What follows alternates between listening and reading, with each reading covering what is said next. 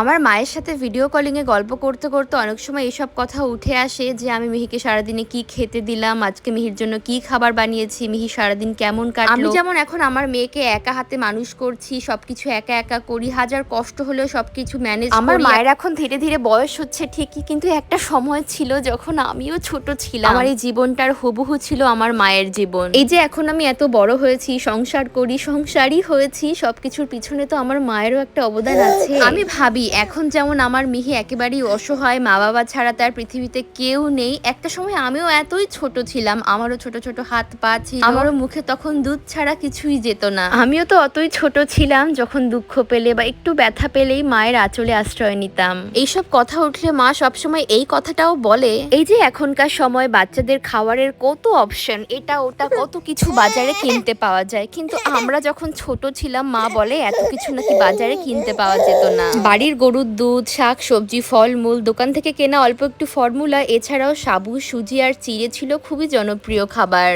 মায়ের মুখে এসব কথা শুনে আমিও কিন্তু ছোটবেলার স্মৃতিচারণ করতে সাবু, কলা, দুধ দিয়ে মিহিকে একটা সুন্দর ব্রেকফাস্ট বানিয়ে মাঝে মাঝেই খেতে দিই, সেটাও খুব ভালোবেসে খায়।